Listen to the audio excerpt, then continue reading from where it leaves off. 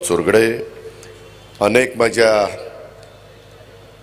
भारतीय जनता पक्ष, राष्ट्रवादी काँग्रेस, शिवसेना, आरपीआयचे घटक, सगळे आमचे मित्रपक्ष महायुतीचे याचे उपस्थित असणारे सर्व सन्मान्य आजी माजी पदाधिकारी, माझ्या पुरंदर विधानसभा मतदारसंघातनं पुरंदर आणि हवेलीच्या परिसरातून आलेले सर्व मतदार बंधू भगिनी, सर्व पत्रकार मित्र आणि माझ्या तरुण मित्रांनो, आज महात्मा ज्योतिबा फुले यांची जयंती। मी सुरुवातीलाच महात्मा ज्योतिबा फुलेंना विनम्र अशा प्रकारचं अभिवादन करतो। आज रमजान ईद पण आहे। मी ईद मुबारक, ईदच्या पण मी मनपूर्वक माझ्या मुस्लिम बांधवांना शुभेच्छा देतो। मित्रांनो, आज अनेकांचं लक्ष ह्या सभेवर अवलंबून। मी आपल्याला सुरुवातीला सांगतो, राजकीय जीवनामध्ये कोणीच कुणाचा शत्रू नसतो, कोणीच कुणाचा कायमचा मित्र नसतो। गेले 75 पेक्षा जास्त काळ ह्या देशाला स्वातंत्र्य मिळून झाला। अनेक चढउतार अनेक पिढ्यांनी बघितले। तसं आपण पण आता देशामध्ये काय चाललं ते बघता। मी पहिल्यांदा पुरंदरवासियांना सांगतो की बाबांनो, 140 कोटी जनतेचा कारभार उद्याच्या 5 वर्षाच्या काळामध्ये कोणाच्या हातामध्ये द्यायचा हे ठरवणारी उद्याची निवडणूक आहे। लोकसभेची निवडणूक आहे ही, वावकीची गावकीची निवडणूक नाही। आपण अनेक गाव पातळीवरच्या निवडणुका बघितल्यात, स्थानिक स्वराज्य संस्थांच्या सहकारातल्या मार्केट कमिटीच्या निवडणुका बघितल्यात। त्या निवडणुका वेगळ्या अर्थाने चालतात, परंतु देश आणि 18 पगड जातीला, 12 बलुतेदारांना, शेवटच्या माणसाला न्याय देण्याची धमक आणि ताकद आज देशामध्ये जे वेगवेगळे राजकीय पक्षाचे नेते काम करतायत त्यांच्याकडे जर नजर टाकली तर कोण ह्या देशाला मजबूत अशा प्रकारचं नेतृत्व देऊ शकतो, अशा प्रकारचा विचार एक मतदार म्हणून आपण केला तर मित्रांनो, अतिशयोक्ती नाही, एकच नाव सर्वांच्या समोर येतं आणि ते म्हणजे पंतप्रधान नरेंद्र मोदी साहेबांचं।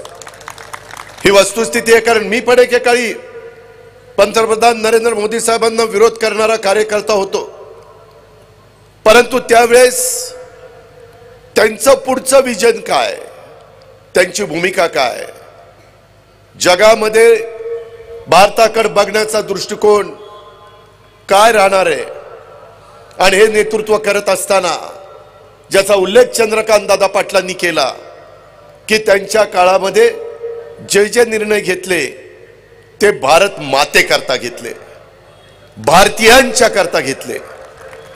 आज आजूबाजूचे कोणतेही आपले शत्रू राष्ट्र वाकड्या नजरेने आपल्याकडे बघत नाही। आजूबाजूच्या बहुतेक देशांची दयनीय अवस्था झाली। पाकिस्तान घ्या, श्रीलंका घ्या, काय अवस्था झाली तुम्ही पाहताय, काय तिथली परिस्थिती आहे। किंवा पंतप्रधान ज्यावेळेस परदेशात जातात, किती प्रचंड उत्साहाने परदेशी माणूस किंवा तिथला भारतीय माणूस त्यांचं स्वागत करत असतो, त्याच्यामध्ये त्यांच्या शब्दाला महत्त्व देत असतो, पाठिंबा देत असतो। अशा प्रकारचं चित्र गेले 10 वर्ष आपण पाहतोय।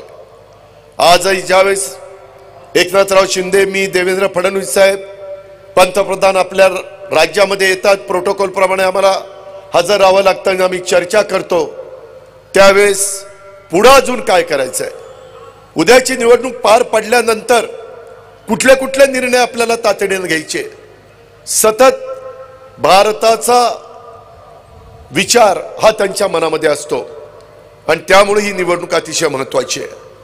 मित्रांनो, आजपर्यंत तुम्ही अनेक खासदार निवडून दिलेले, मलाही एकदा निवडून दिलं, परंतु त्या प्रत्येकाच्या काळातली कारकीर्द आपण बघितली। आता जो उमेदवार महायुतीचा म्हणून घड्याळाचं चित्र देऊन तुमच्या समोर आम्ही दिलेला आहे, तोही उमेदवार पहा, त्याच्यामध्ये पाठीमागे 3 वेळेला खासदार म्हणून दिलेला उमेदवार त्यांची 15 वर्षामध्ये काय कामं झाली ती पहा। मी एकनाथ शिंदे साहेबांच्या मुख्यमंत्र्यांच्या साक्षीने सांगतो की यामध्ये माग ज्या 15 वर्षाकरता उमेदवार तुम्ही निवडून दिला खासदार म्हणून त्यांच्यापेक्षा जास्त चांगलं आणि विकासाचं काम आणि केंद्राचा निधी आत्ताचा तुम्हाला दिलेला उमेदवार आणल्याशिवाय आम्ही कोणी गप्पा बसणार नाही। तुम्ही म्हणाल असं कसं बोलता? मित्रांनो, ज्याचा उल्लेख विजयराव शिवतरेंनी केला, आम्ही देखील सरकारमध्ये कधी होतो, कधी सरकारमध्ये नव्हतो, विरोधी पक्षामध्ये होतो, विरोधी पक्ष नेता म्हणून पण काम केलं आणि विकास करायचा म्हटलं तर तुम्ही सरकारमध्ये असल्यानंतर जास्त गतीने विकास होत असतो। निर्णय तुमच्या हातामध्ये असतात, त्याबद्दल धोरण ठरवायचं तुमच्या हातामध्ये असतं, एखादा नवीन अध्यादेश काढायचं तुमच्या हातामध्ये असतं। गेले 10 वर्ष पंतप्रधान नरेंद्र मोदींच्या नेतृत्वाखाली आपला भारत देश प्रगती करत असताना जर सातत्याने समोरच्या खासदारांनी विरोधच केला तर कसा विकासाला निधी मिळणार, कसा आपल्याला केंद्राचा निधी मिळणार? या गोष्टीचा पण विचार लोकप्रतिनिधींनी करायला हवा। नुसती भाषण देऊन प्रश्न सुटत नाहीत। शेवटी लोकांची खळगी पोट ही भरली पाहिजे। आज देखील इथं आम्ही सगळेजण तुमच्या समोर बोलत असताना ज्यावेळेस विजयराव शिवतरेंनी एक भूमिका घेतली आणि त्यांनी अग्रेसिव्हली मांडली, पत्रकारांनी पण सातत्याने त्यांची भूमिका जनतेच्या समोर ठेवण्याचा प्रयत्न केला, ब्रेकिंग न्यूज दाखवली। ह्या सगळ्या गोष्टी घडत असताना मुख्यमंत्री एकनाथराव शिंदे अस्वस्थ होत होते।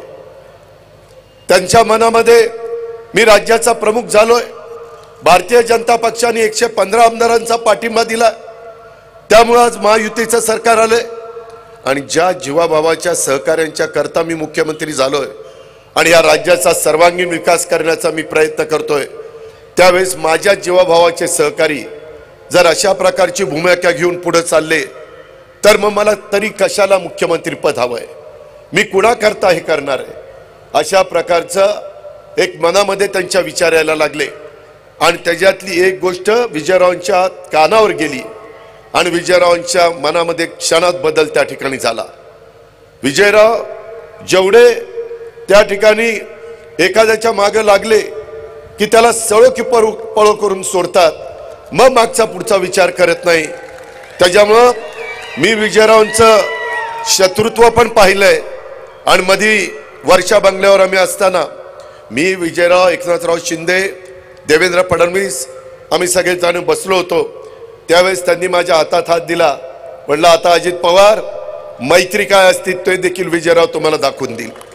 अशा प्रकारची एक भूमिका आणि त्यांनी स्पष्ट सांगितलं वर्षा बंगल्यावर 2 तास बसलो होतो की मला माझ्या बारामती लोकसभा मतदारसंघातला भोरवेला मुळशी असेल, माझा पुरंदर हवेली असेल, माझा बारामती इंदापूर दौंड असेल, माझा खडकवासला असेल, ह्या भागातले प्रश्न राज्य सरकारच्या अधिकारातले आणि केंद्र सरकारच्या अधिकारातले सुटले गेले पाहिजे। त्याच्या संदर्भातलं त्यांनी त्या ठिकाणी निवेदन त्याही दिवशी दिलं, आजही आमच्या हातामध्ये इथं उतरलं दिलं आणि त्यांनी पण स्वतःच्या भाषणामध्ये त्या गोष्टीचा उल्लेख केला। ते म्हणले मला स्वतःला काही नकोय, ज्या जनतेने माझ्यावर प्रेम केलं, ज्या जनतेने मला आमदार केलं, ज्या जनतेने मला राज्यमंत्री केलं, त्या भागातले प्रश्न जर नाही मी सोडवले तर मला झोप येत नाही। मला वेगवेगळ्या प्रकारचे आजार आहेत, परंतु त्या आजारावर मात करून मी लोकांचे प्रश्न सोडवण्याच्या करता दिवस रात्र मेहनत करत असतो, कष्ट घेत असतो आणि त्याच्यातनं एक एक गोष्टी त्यांनी सांगायला सुरुवात केल्या। मित्रांनो, त्यांच्या ज्या गोष्टी आहेत त्या राज्य सरकारच्या अखत्यारीतल्या बऱ्याचशा आहेत। त्याच्यामध्ये नगरविकास खातं, पणन खातं, उद्योग खातं, ह्या 3 खात्याच्या विषयाच्या काही महत्त्वाच्या गोष्टी आहेत। एक आहे स्वतः मुख्यमंत्र्यांच्याकडे नगरविकास, उद्योग आहे मुख्यमंत्र्यांनी केलेल्या उदय सामंत यांच्याकडे, पणन आहे त्याच्यामध्ये अब्दुल सत्तारांच्याकडे, जलसंपदा आणि ऊर्जा खात्याचे प्रश्न आहेत आपल्या राज्याचे उपमुख्यमंत्री देवेंद्र फडणवीस साहेबांच्याकडे, त्याच्यामध्ये ह्या सगळ्याला पैसा लागणार आहे, नियोजन करावं लागणार आहे, ते आहे अजित पवारकडे अर्थ आणि नियोजन खातं। आणि त्याच्यामुळं हे सगळे प्रश्न आम्ही तिघांनी मनामध्ये आणलं तर हे मला अवघड अजिबात वाटत नाही। मी मागच्याही वेळेस समोरच्या ग्राउंडवर बोलत असताना सांगितलं आणि आज देखील मुख्यमंत्र्यांच्या साक्षीनं सांगतोय। त्याच्यामध्ये देवेंद्रजींनी मला सांगितलं, खरं तर अजित मला या सभेला यायचं होतं, परंतु अमित शहा देशाचे गृहमंत्री आपल्या महाराष्ट्रामध्ये मराठवाड्यामध्ये नांदेडला आले असताना तुम्ही पण नाही, मी पण नाही, एकनाथराव नाही, दिसायला बरं दिसत नाही आणि त्याच्यामुळे मी तिथं थांबतो, तुम्ही दोघं जण जावा, हे आपल्याला प्रश्न सोडवायचे आहेत। मित्रांनो, तुमच्या गुंजवणी धरणाच्या बद्दल आज राज्याच्या प्रमुखाच्या साक्षीने मी सांगतो, जी काही मागणी विजयरावांनी केलेली आहे आणि जी माझ्या पुरंदरवासियांची आहे, जी माझ्या वेगवेगळ्या गावांची आहे, ती मागणी करत असताना भोरवाल्यांना, तिकडच्या वेलावाल्यांना त्यांचाही कुठं अडचण न होऊन देता हे काम उद्याच्या काळामध्ये गतीनं युद्ध पातळीवर करून देण्याची जबाबदारी आमची आहे। हे महात्मा ज्योतिबा फुले यांच्या जन्मदिनाच्या दिवशी आम्ही तुम्हाला शब्द देतो आणि मी हेही सांगतो की आज फक्त ह्या निवडणुकीच्या निमित्तानं मत मागण्याच्या करता मला किंवा एकनाथराव शिंदेंना यायचं नाही, अशा अनेक निवडणुका येणार आहेत, जाणार आहेत। ही निवडणूक झाल्यानंतर उद्याच्या विधानसभेला आम्हाला तुमच्या समोर यायचं आहे आणि त्याच्यामुळं काहीतरी थातूरमातूर सांगायचं आणि लोकांची दिशाभूल करायची ही आमची कामाची पद्धत नाही, ही आमची औलाद नाही, हे पण आपण सगळ्यांनी या निमित्तानं लक्षामध्ये ठेवा। आणि त्याकरता ह्या सगळ्याला निधी आणि राजकीय इच्छाशक्ती ह्या सगळ्याची जोड पाहिजे आणि ते जोड देण्याचं काम एकनाथराव, देवेंद्रजी, मी, विजयराव आणि बाकीचे सगळे आम्ही सहकारी करू, अशा पद्धतीने ग्वाही मी आपल्या सगळ्यांना देतो। गुंजवणी प्रकल्पावर माझ्या भोरवेल्ला परिसरामध्ये वांगणी, वाजेघर, शिवगंगा खोऱ्यामध्ये तिथंही पाणी पाहिजे, तिथंही आपलीच लोक राहतात, त्याचाही सर्वे त्या ठिकाणी झालाय, त्याच्यामध्ये सुप्रमा पाहिजे। मित्रांनो, मागं ज्यावेळेस 2.5 वर्ष मी एकनाथराव शिंदे मागच्या सरकारमध्ये होतो त्यावेळेस 2.5 वर्षामध्ये 5-6 फक्त सुधारित प्रशासकीय मान्यता देण्यात आल्या। आताच्या काळामध्ये ज्या वेळेस सुधारित प्रशासकीय मान्यतेचा प्रस्ताव येतो, एकनाथराव शिंदेंच्या मार्गदर्शनाखाली, अध्यक्षतेखाली कॅबिनेट त्याला ताबडतोब मान्यता देते। ह्याही प्रकल्पाला प्रशासकीय मान्यता द्यायला विजयराव कोणती अडचण त्या ठिकाणी येणार नाही आणि तेही बऱ्याच दिवसाची जी काही मागणी आहे ती आपण पूर्णत्वाला त्या ठिकाणी देऊ। मी आपल्याला एक सांगतो, विजयरावांनी बऱ्याच मागण्या केलेल्या आहेत। मित्रांनो, आम्ही ज्यावेळेस सरकारमध्ये गेले, आता मी जुलैपासून त्या सरकारमध्ये, एकनाथरावांच्या समोर कुठलाही विषय आला तर एकनाथराव सांगतात, जनतेचा विरोध पत्करून तो विषय तडीला न्यायचा नाही, लोकांना विश्वासात घ्यायचंय, उद्याच्याला लोकांना मोबदला चांगला द्यायचा आहे। त्यांच्याकडे पाठीमागच्या काळामध्ये समृद्धी महामार्ग नागपूर ते मुंबई होता, त्यावेळेस आम्ही त्या समृद्धी महामार्गाला विरोध करणारे होतो की तुम्ही लोकांच्या जमिनी कशाला घेता, त्याच्यामध्ये तुम्ही लोकांना शेती त्यांची उद्ध्वस्त का करता, कशाला पाहिजे तो महामार्ग। त्या संदर्भातली ही भूमिका औरंगाबादला धारा, त्याच्यामध्ये संभाजीनगरला आम्ही मेळावे घेतले, परंतु नंतरच्या काळामध्ये एकनाथराव शिंदेंनी त्या लोकांशी चर्चा केली आणि त्यांना सांगितलं, तुम्हाला पैसे पाहिजेत ना, तुम्हाला जमिनी द्यायच्यात, फक्त चांगला मोबदला पाहिजे, तुम्हाला मी 5 पट मोबदला देतो, तुम्ही त्या ठिकाणी जमीन द्यायला तयार आहे का? जी लोक आमच्याकडे आंदोलन करायला यायची, माहिती घेऊन यायची, त्या सगळ्यांनी आमच्याकडे पाठी दाखवल्या आणि सगळे एकनाथरावांकडे गेले आणि म्हणले करा काम सुरू। सगळ्यांनी पैसे घेतले, काम सुरू झालं। समृद्धी महामार्ग खऱ्या अर्थाने महाराष्ट्रामध्ये समृद्धी आणणारा जवळपास पूर्णत्वाकडे गेलेला आहे। राज्य कारभार करत असताना लोकांचा विरोध पत्करून कुठलंही काम करायचं नाही, असं महायुतीच्या सरकारचं धोरण आहे, राज्याच्या मुख्यमंत्र्यांचं धोरण आहे। मी त्यांच्या देखत सांगतोय, म्हणजे असंही काही नाही की मुख्यमंत्री इथं नाही, त्यांच्या साक्षीनं सांगतोय। आणि त्या प्रकारे इथले जे प्रश्न असतील, विमानतळाच्या संदर्भातले प्रश्न असतील, रिंग रोडच्या संदर्भातले प्रश्न असतील, खालच्या भागातले पुरसुंगीचे डेव्हलपमेंट प्लॅनच्या संदर्भातले प्रश्न असतील। आत्ताच विजयराव बोलत असताना शिंदे साहेब मला सांगत होते की अजित, आपण जर काही गावं एखाद्या महानगरपालिकेमध्ये घेतली किंवा ग्रामपंचायतीची काही वेगळ्या प्रकारची भूमिका घेऊन तिथं आपण नगरपालिका केली तर तिथला टॅक्स वाढतो, आता आपण नवीन धोरण स्वीकारलेलं आहे. तो टॅक्स पूर्वी असतो तसाच काही काळ ठेवायचा आणि टप्प्याटप्प्यांनी त्यांना सुविधा दिल्यानंतर तिथं पाणी, लाईट, रस्ता आणि इतर सगळ्या सुविधा दिल्यानंतर तो नंतर 20% करायचा, मग 40% करायचा, मग 60, 80, 100ला द्यायचा.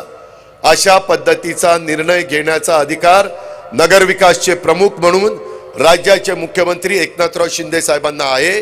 मधल्या काळामध्ये तो निर्णय होणार होता, परंतु आचारसंहिता जवळ आली होती. त्यांनी मला सांगितलं, देवेंद्रजी आम्ही बसलो होतो, ते म्हणाले की अजित, ह्यामध्ये आपण पहिली स्थगिती देऊ.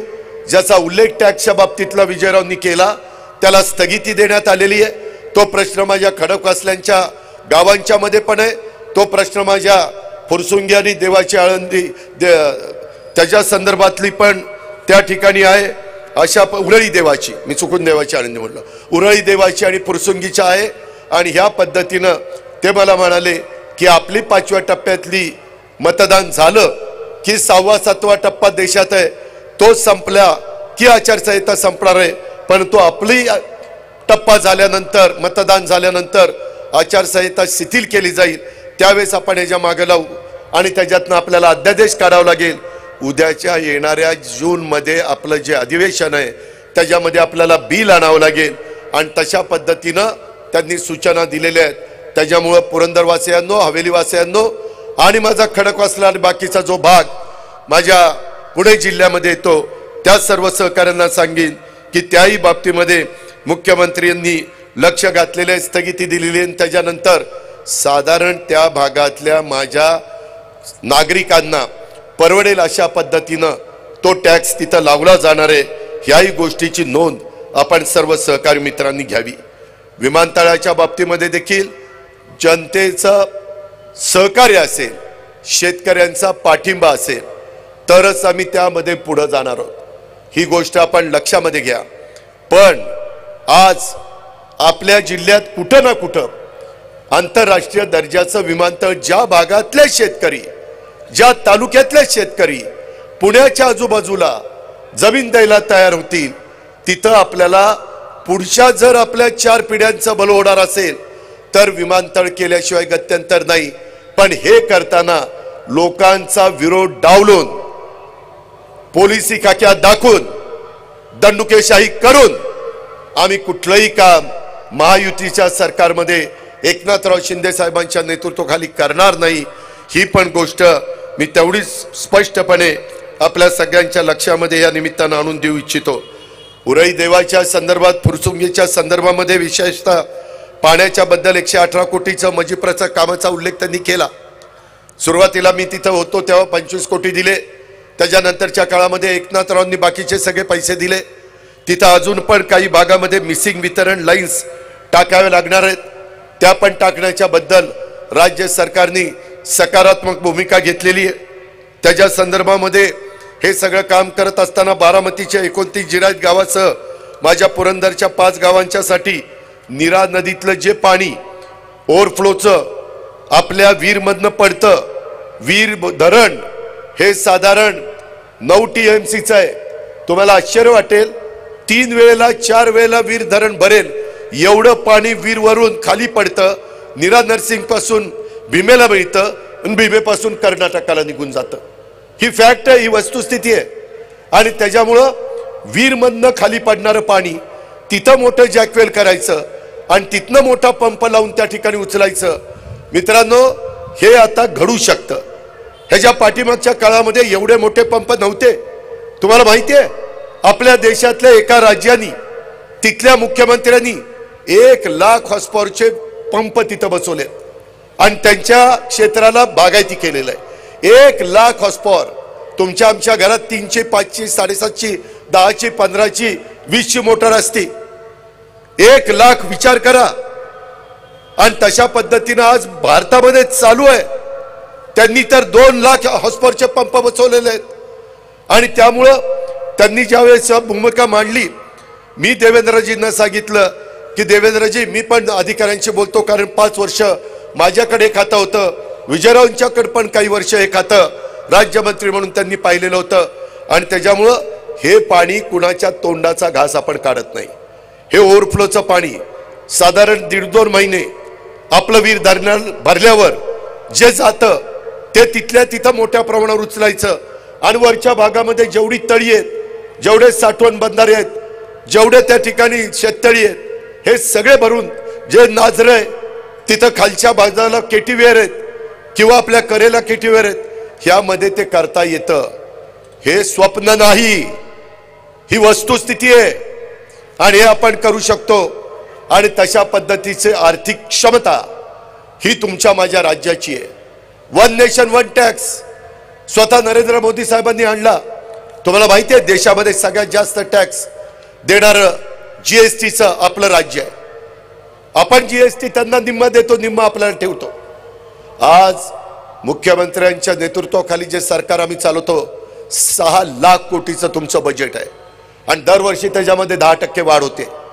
म्हणजे 6.5 लाख 7 लाख असं ते वाढत जात आहे. तेवढी ताकद, तेवढी क्षमता महाराष्ट्राच्या भूमीमध्ये आहे. आणि देशाच्या पंतप्रधानांना पण आपली अर्थव्यवस्था 5व्या क्रमांकावर 3ऱ्या क्रमांकावर द्यायची. त्याचा फायदा आपल्यालाही होणार आहे, कारण आपल्या मुख्यमंत्र्यांनी आपली अर्थव्यवस्था त्या 3ऱ्या क्रमांकावर जाईल त्याच्या वेळेस $1 लाख अर्थव्यवस्था ही आपली कशी होईल ह्याही बद्दल आमची सगळ्यांचा प्रयत्न चालू आहे. मुख्यमंत्र्यांच्या अध्यक्षतेखाली स्थिती त्या ठिकाणी कमिटी आहे. मित्रांनो, हे जसं नीरा नदीतनं करा नदीत आणि इतर भागामध्ये पाणी आणायचं सिंचनाद्वारे मी आपल्याला सांगितलं, तसं उतरवलीला MIDC तिथं काहीतरी 700 का काही एकर जमीन विजयराव म्हणत होते की 750 आहे, ते आहे उदय सामंतांच्या हातात. उदय सामंतांना मंत्री केले एकनाथरावांनी सांगितल्यानंतर आचारसंहिता संपल्यावर हेही काम आणि पुरंदर तालुक्यामध्ये दिव्याला ज्याचा उल्लेख तुमच्या सगळ्यांच्या वतीनं विजयराव बापूंनी केला, तिथंही आपल्याला MIDC त्या ठिकाणी IT पार्कला काही जास्त पाणी वगैरे लागत नाही. IT पार्कला फक्त जमीन लागती. रहदारीच्या दृष्टिकोनातून रस्ते चांगले लागतात, त्याच्यामध्ये मेट्रो लागती. आम्ही आता मेट्रो देखील पुढे आणण्याचं ठरवलेलं आहे. टप्प्याटप्प्यानी ह्या मुख्यमंत्र्यांचं आणि महायुतीच्या सरकारचं स्वप्न आहे की सासवड पर्यंत मेट्रो आणायची. आता आम्ही तिथं कात्रज पर्यंत आणली, तिथंच त्या ठिकाणी मंजुरी चांदणी चौकापर्यंत दिली. इकडं हडपसरच्या पुढं आम्ही लोणी काळभोर पर्यंत जातोय, तिकडं आम्ही वाघोली पर्यंत जातोय, तिकडं आम्ही चाकण पर्यंत जातोय आणि इकडं आम्ही सासवड पर्यंत येणार आहे. हे करायला केंद्राचा पैसा लागतो. मेट्रो करायची म्हटलं तर 20% केंद्राचे, 20% राज्याचे आणि 10% तिथले स्थानिक आणि 50% कर्ज. त्याच्याकरता आपल्या विचाराचा, सत्ताधारी पक्षाच्या विचाराचा खासदार गेला पाहिजे. नुसता विरोधी पक्षामध्ये भाषण करून जाणारा खासदार काही उपयोगाचा नाही. भाषण करून तुमचं पोट भरणार आहे का? 10 वर्षात भरलंय का? त्याचा विचार तुम्ही केला पाहिजे. आम्ही हे कशा करता एकत्र आलोय? बापूंनी पण ही भूमिका का घेतली? मी बारामतीला परवा सांगितलं, आत्ता बापूंनी दाखवावं. त्याच्यामध्ये शिंदे साहेबांना कुणाकुणाचे रात्री उशिरा फोन येत होते बापूंना, असं करू नका बापू, माघार घेऊ नका, लढा. कारण कुणाचं तरी साधत होतं ना. म्हणजे माझ्या शेतकऱ्यांचं भलं करण्याच्या करता बापू ज्यावेळेस पुढाकार घेतात, तिथं एखाद्याने सांगितलं असतं बापू तुम्ही करताय ते आमच्या बारामती लोकसभा मतदारसंघाच्या जनतेच्या भल्या करताय, माझा पाठिंबा आहे, हे तर दिलं सोडूनच 5-5, 7-7 फोन बापूला. बापू म्हणले कधी माग माझी आठवण आली नाही, आता लयच आठवण आली. सारखीच उचकी लागती. हे असलं धन्य. मित्रांनो, राजकारणामध्ये मी बोलत असताना फार स्पष्ट बोलणारा कार्यकर्ता आहे. मीच माग 3-3 वेळेला त्या खासदाराला मतं मागितलेले आहेत, परंतु आता महायुतीच्या खासदाराला मतं मागण्याच्या करता मी एकत्र आलेले आहे. आणि याच्यातून मी बारामतीमध्ये जसा कायापालट केला आहे, मी पिंपरी चिंचवडला जसा कायापालट केला आहे, तशा पद्धतीनं कायापालट करण्याची धमक हे आमच्यामध्ये आहे. आणि त्या संदर्भामध्ये बारामती लोकसभा मतदारसंघाचा एकनाथरावांच्या देवेंद्रजींच्या मदतीनं, तिथं केंद्र सरकारच्या मदतीनं आपल्याला सगळा बदल करायचा आहे, आपल्याला कायापालट करायचा आहे. तुम्ही म्हणाल की आता पुढं कसं होणार? माझी ज्यावेळेस मोदी साहेबांची आणि अमित शाह साहेबांची ओळख झाली, मी त्यांना म्हणलं की आमच्या बारामतीतली रेल्वे लास्ट स्टॉप आहे, आम्हाला शेवटचं स्टेशन बारामती, आम्हाला कुठंच पुढे जाता येत नाही, इथनं फार तर दौंड, ज्याचा उल्लेख आता आमच्या बापूंनी केला की पुणे दौंड लोकल, ही पुणे दौंड लोकल तर तसं बघितलं तर फार सोपं काम आहे, फक्त इच्छाशक्ती पाहिजे बापू. ते आपण मोदी साहेबांच्या आणि रेल्वे मंत्र्यांच्या मागे लागून मी एकनाथराव देवेंद्रजी दिल्लीला जातो त्यावेळेस ते सांगून आपण ते करून घेऊ, त्याला काही मला अडचण वाटत नाही. पण बारामतीतली रेल्वे 15 वर्ष चाललंय आमचं, फलटणला जोडायची, जोडणं काही होत नव्हतं. मी 3 महिन्यापूर्वी एकनाथराव आम्ही देवेंद्र ज्यावेळेस दिल्लीला जातो प्राईम मिनिस्टरला कॉन्फरन्स करता आणि अमित भाईंना काही महत्त्वाच्या मीटिंग करण्याच्या करता, त्यावेळेस मी त्यांना सांगितलं की ही रेल्वे आमची करून पाहिजे. मला मोदी साहेब म्हटले, अजित मी आता आचारसंहिता लागायच्या आत आपल्या भारतातल्या कितीतरी ठिकाणच्या रेल्वेची भूमिपूजनं, रेल्वे लाईनची भूमिपूजनं, त्याच्यामध्ये स्टेशनची भूमिपूजनं ऑनलाईन करणार आहे. त्या ऑनलाईन कार्यक्रमाला एकनाथराव हजर होते आणि काही ठिकाणी झेंडा दाखवून ती रेल्वे नवीन सुरू करणार होते. ते म्हणले, अजित मी त्याच्यामध्ये बारामती फलटण रेल्वे टाकतो. तुम्ही आश्चर्यचकित व्हाल, ज्यावेळेस त्यांनी भूमिपूजन काही उद्घाटन भूमिपूजन ऑनलाईनवर केली त्याच्यामध्ये बारामती फलटण रेल्वे आली आणि त्यांनी केली. मित्रांनो, आपल्या विचाराचे सरकार केंद्र सरकारमध्ये असलं तर काय घडू शकतं हे आम्ही उघड्या नजरेने बघितलंय. आता जी कामं आम्ही सांगितली त्या कामाला केंद्राचा पण आम्हाला मदत लागणार आहे. केंद्राचा पण निधी केंद्र सरकार त्या ठिकाणी देऊ शकतं. त्याच्यामध्ये आज इथलं सरकार हे केंद्राला सपोर्ट करणारं सरकार आहे. महायुतीचं सरकार हे मोदी साहेबांच्या सरकारला सपोर्ट करणारं सरकार आहे. त्यामुळे जे प्रस्ताव एकनाथरावांच्या नेतृत्वाखाली कॅबिनेटमध्ये मंजूर करून शिफारस केली जातात ते प्रस्ताव तिथं मंजूर केले जातात. मग ते दुष्काळाच्या संदर्भातले असू द्यात, NDRF SDRFचा निधी देण्याच्या संदर्भातले असू द्यात, केंद्र सरकारचे कुठले प्रकल्प आणण्याच्या संदर्भातले असू द्यात, किंवा वर्ल्ड बँकेकडनं निधी देण्याच्या संदर्भातले असू द्यात. पुण्यामध्ये जायकाच्या करता 1000 कोटी रुपये ते नदी सुधार कार्यक्रमाला आले. पुण्यामध्ये आपले STP सिवरेज ट्रीटमेंट प्लांट ते पूर्णत्वाला नेण्याच्या करता करोड रुपये आले. आणि मित्रांनो, परदेशातनं पैसे किती टक्क्याने मिळतात माहितीये? 0.5% व्याज. जपान गव्हर्नमेंट 0.5% व्याजाने पैसे देतं आणि ते पैसे तशा पद्धतीनं आणण्याची ताकद आज नरेंद्र मोदी साहेबांच्या शब्दामध्ये. म्हणून आपल्याला ह्या सगळ्या गोष्टी करायच्या. तुम्ही भावनिक होऊ नका. काही जण भावनिक करण्याचा प्रयत्न करतील. सगळ्यांना तुम्ही आतापर्यंत निवडून दिलंय, सगळ्यांची कारकीर्द बघितली. 91 ला अजित पवारची 6 महिन्याची कारकीर्द बघितली, त्याच्यानंतर पवार साहेबांची कारकीर्द बघितली, त्याच्यानंतर सुप्रियाची कारकीर्द बघितली. त्याही कारकिर्दीमध्ये काय काय झालं केंद्रातनं ते पाहिलंय.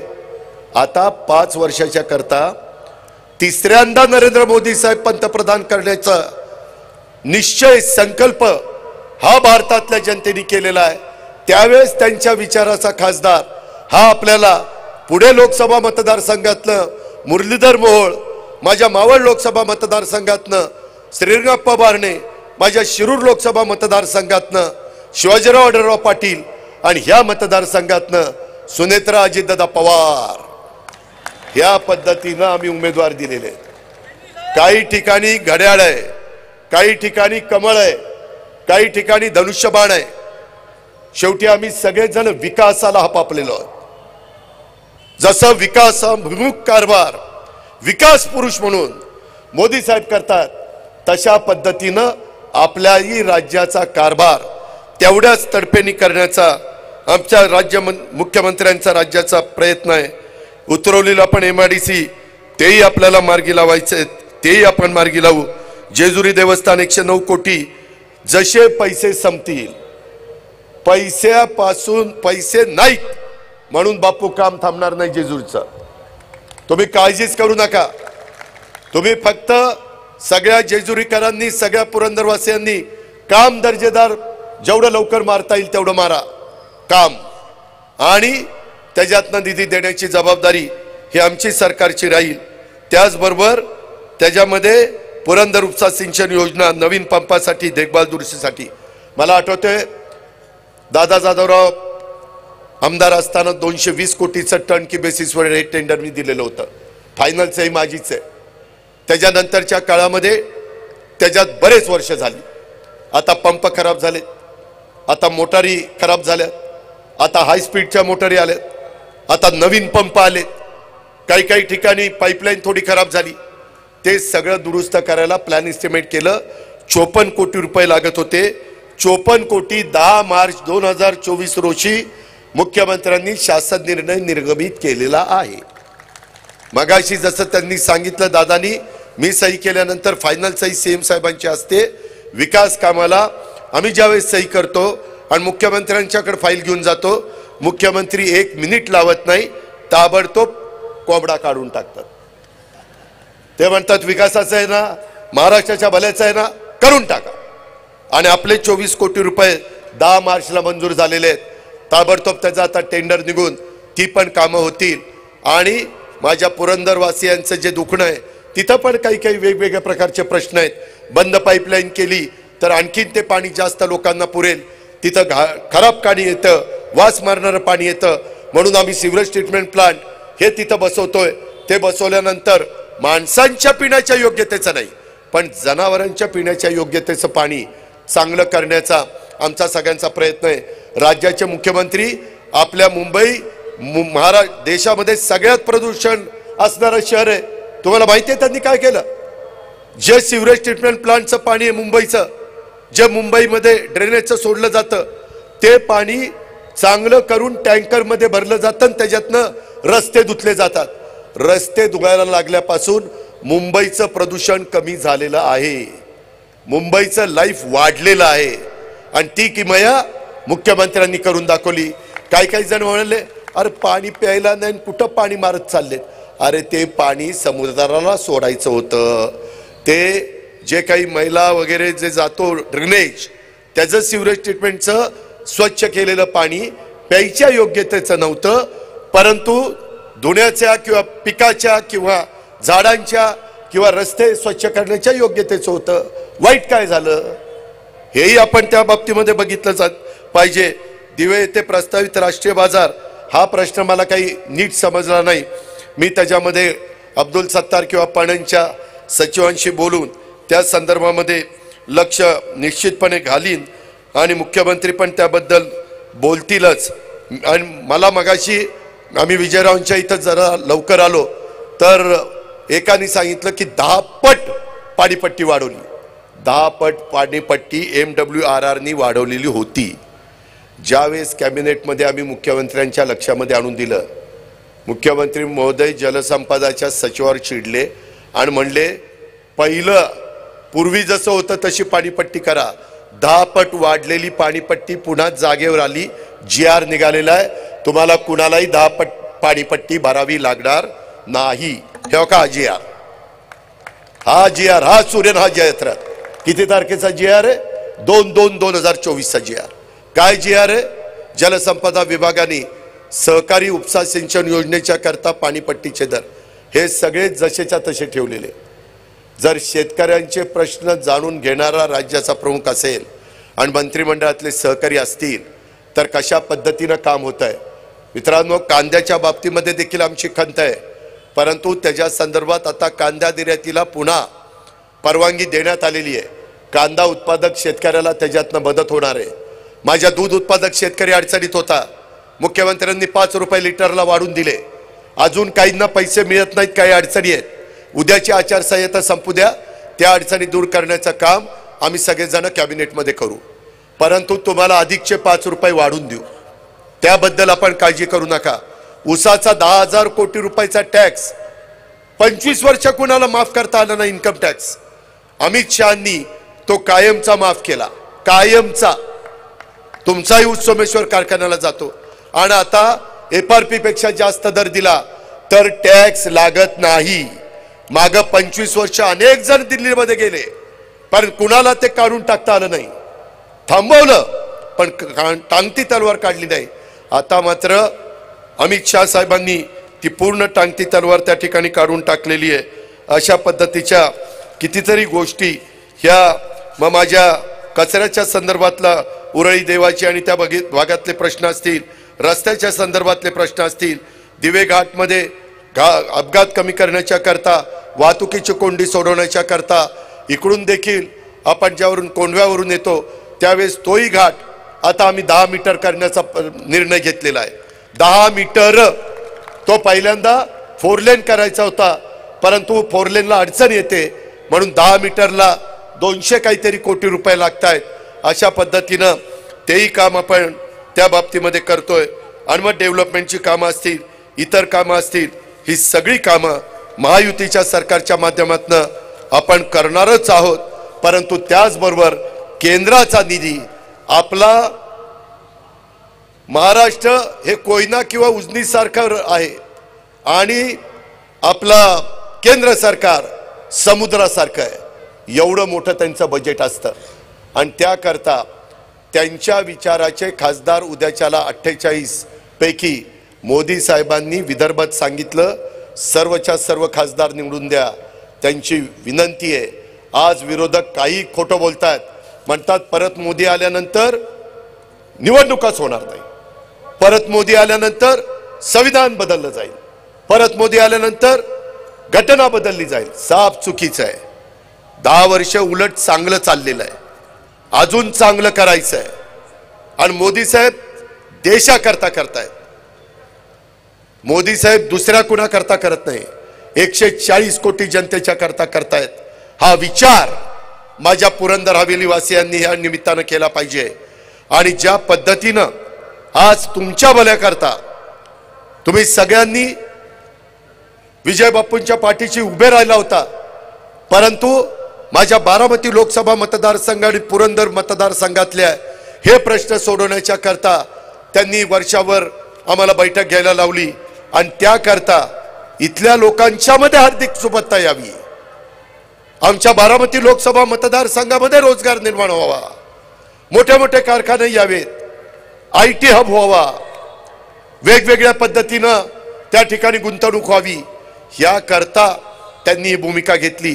त्याच्यामुळं तुमच्या मनामध्ये असणारी नाराजी, तुमच्या मनामध्ये असणारा खंत कृपा करून काढून टाका. पुढच्या पिढीचं भवितव्य कशात आहे हे कृपा करून आपण त्या ठिकाणी पहा. मला विश्वास आहे तुम्ही जर सहज नजर टाकली तर आज देशातल्या सर्व राजकीय पक्षांच्या नेत्यांना समोर आणलं तर आज फक्त आणि फक्त नरेंद्र मोदी साहेबच ह्या ठिकाणी ह्या देशाच्या 140 कोटी जनतेला मजबूतीनं पुढे घेऊन जाऊ शकतात. हीच खात्री आपल्याला सगळ्यांना आहे. म्हणून आपण उद्याच्या निवडणुकीच्या निमित्तानं बारामती लोकसभा मतदारसंघामधनं महायुतीच्या उमेदवार या नात्याने आपण घड्याळाचं चिन्ह घेऊन उभे असणाऱ्या सुनेत्रा अजितदादा पवार, मी अजितदादा का म्हणतो ते नाव सुनेत्रा अजितदादा पवार त्या ह्याच्यामध्ये आहे, कशात इलेक्शन मशीनमध्ये EV मध्ये, त्याच्याकरता म्हणतो. नाहीतर म्हणाल ही नेहमी अजित पवार म्हणतं. आता अजितदादा काय चाललंय ह्याचं, तर ते त्याच्याकरता चाललंय, माझ्याकरता नाही चाललंय. तर ह्या पद्धतीनं आपण लक्षामध्ये घ्या. आजच्या सभेच्या निमित्तानं वेळात वेळ काढून आज राज्याच्या मुख्यमंत्र्यांना पण सगळीकडे जायचं असतं, परंतु त्यावेळेस वर्षावर त्यांनी शब्द दिलेला होता. त्यांनी सांगितलं तिघांनी यायचं आणि पुरंदरला समोर सांगायचं, सगळ्या जनतेला समोर सांगायचं. त्याच्यामध्ये कुठल्याही परिस्थितीमध्ये आपण ह्या सगळ्या गोष्टी करण्याच्या करता आजची ही सभा लावली. म्हणून मुख्यमंत्री आले. आपल्या जिल्ह्याचा पालकमंत्री या नात्याने आपल्या सर्वांच्या वतीनं राज्याचे मुख्यमंत्री आज पुणे जिल्ह्यामध्ये आल्याबद्दल त्यांचं मी मनापासून स्वागत करतो. दुष्काळाच्या बाबतीमध्ये देखील कुठलीही कमतरता, कितीही पैसा लागला तरी आपल्या महाराष्ट्र सरकार त्याच्याबद्दल कुठला निधी कमी पडून देणार नाही. पुरंदरमधील शेतकऱ्यांना दुष्काळ निधी प्रत्येक शेतकऱ्याच्या बँक खात्यावर 15,000 ते 22,000 रुपये जमा झालेत. 35,000 शेतकऱ्यांना त्याचा लाभ झालेला आहे. ह्याची पण कृपया करून नोंद आपण घ्या. आणि इथून पुढच्या काळामध्ये ज्या ज्या माझ्या सहकारी मित्रांना ज्या ज्या 18 पगड जातील अडचणी येतील, ज्या ज्या माझ्या शेतकऱ्यांना अडचणी येतील, आया बहिणींना अडचणी येतील, त्या दूर करण्याच्या करता राज्यामध्ये महायुतीचे प्रमुख या नात्याने एकनाथराव शिंदेंचं महायुतीचं सरकार हे तुमच्या पाठीशी निश्चितपणे कायम उभं राहील। आणि त्याचबरोबर तिसऱ्यांदा देशाचं पंतप्रधान झाल्यानंतर मोदी साहेब देखील मोठ्या प्रमाणावर